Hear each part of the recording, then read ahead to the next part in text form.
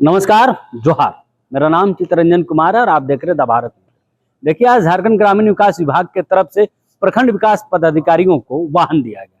दरअसल ग्रामीण विकास का विकास कैसे तेजी से हो सके, इसको लेकर विभाग ने जो है प्रखंड विकास पदाधिकारियों को विभागीय जो है वाहन मिले गए, ताकि ग्रामीणों में जाकर वो सफर कर सके और विकास के काम में तेजी आ सके। और जो अधिकारी बहानेबाजी करते हैं कि साधन नहीं है, विभाग के पास गाड़ियों की कमी है, वो ग्रामीण क्षेत्रों में भ्रमण नहीं कर पाते हैं, लोगों से मुलाकात नहीं कर पाते, जिसके कारण योजनाएं धीमी हो पड़ी हुई है। तो ऐसे अधिकारियों पर भी अब नकेल कसने की तैयारी में ग्रामीण विकास विभाग है, क्योंकि 25 वाहन जो है विभाग को दिए गए। ऐसे में अगर अब सुस्ती विकास कार्य पर सुस्ती पड़ती है तो ऐसे अधिकारियों पर नकेल कसा जाएगा। साथ ही साथ विभागीय मंत्री ने सभी अधिकारियों को सख्त हिदायत भी दी कि अब गाँव में जाकर विकास के कामों में तेजी लाए। साथ ही साथ चैम्बर वाली जो कुर्सी वाली जो आदतें हैं उसको आप छोड़े। इसको लेकर ग्रामीण विकास मंत्री दीपिका पांडे सिंह ने सबको निर्देश भी दिया कि आप गाँवों में जाकर ग्रामीण विकास विभाग के तहत काम करें और गांव का कैसे विकास हो सके, इस पर आप ज्यादा फोकस होकर काम करें। प्रखंड विकास पदाधिकारी का दायित्व बहुत ही महत्वपूर्ण है। आप लोग प्रखंड में कैसा कर रहे हैं उस पर सरकार की छवि बननी बिगड़नी है। आप अपने परिसर में आए हुए किसी भी जरूरतमंद का या ग्रामीण को अच्छे से अटेंड करते हैं, उनकी समस्याओं के समाधान की तरफ बढ़ते हैं, बजाय इसके कि आप चीजों को टालते रहें, इस टेबल से उस टेबल, उस टेबल से उस टेबल ग्रामीण को भेजने के। तो उससे सरकार की छवि पर असर पड़ता है। कई बार खबरों में भी चीजें आती रहती हैं कि जो प्रखंड के कार्यालय है वहां लोग आकर के परेशान हो रहे हैं या फिर बिचौलिए उस पर वहां हावी होने का प्रयास कर रहे हैं।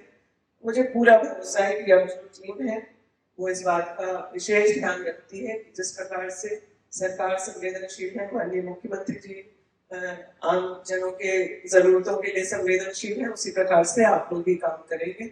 और मैं आप लोगों को शुभकामना देती हूँ। और ये बहुत महत्वपूर्ण जिम्मेदारियां आप लोगों के ऊपर है, चाहे वो SIR को इम्प्लीमेंट कराने की बात हो या फिर पैसा शेड्यूल एरिया में लागू हुआ है वो हो, और सरकार की स्कीम्स कैसे आसानी से लोगों को मिले, ये तमाम जिम्मेदारियां आपकी हैं। पिछले दिनों पंचायती राज 15th फाइनेंस की भी जो राशि थी 2250 करोड़ वो पंचायतों तक पहुंच चुका है।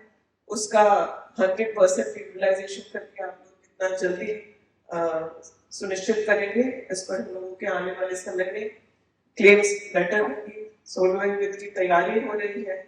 इसमें आप लोग इस बात का भी ध्यान रखें कि इस बार जब 16th फाइनेंस लागू होगा तो पंचायतों के अपने स्रोत क्या है आय के, वह एक क्राइटेरिया होगा अपनी राशि लेने में। तो अभी जो फंड्स आए हैं उसको आप लोग इस तरीके से गाइड करें, जो वहाँ मुखिया है, पंचायत समिति है, उन लोगों को, ताकि वो जो अपने पंचायत में काम कर रहे हैं उससे उनकी कुछ आय भी हो सके। तो क्या आप लोगों के क्षेत्र में बेहतर होगा कोई सामुदायिक भवन के माध्यम से उनकी कुछ आय हो सके, या फिर अन्य स्रोतों से क्या हो सकता है, उस पर आप लोग अपना सोच विचार शुरू करें, ऑप्शंस देखें दूसरे राज्यों में जहां पर पंचायतें बहुत सशक्त हैं और अपने आय से उसको चला रही है। उन सब चीजों को रिसर्च करके आप लोग अपनी भी तैयारी करें। प्रखंड तक लोगों को अब आना आसान है, लेकिन कैसे पंचायतों में लोगों का काम हो जाए इसको भी आप लोग सुनिश्चित कीजिए।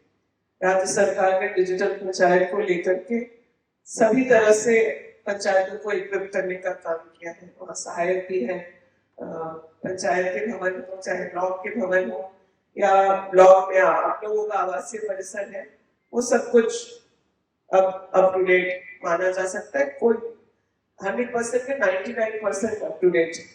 वो ग्रामीणों के जो काम, जो उनके रोजमर्रा की जरूरत के डॉक्यूमेंट्स हैं जिनको बनाने के लिए बार बार ब्लॉक दौड़ते हैं, पंचायत भवन में कैसे हो उस चीज को देखा जाए।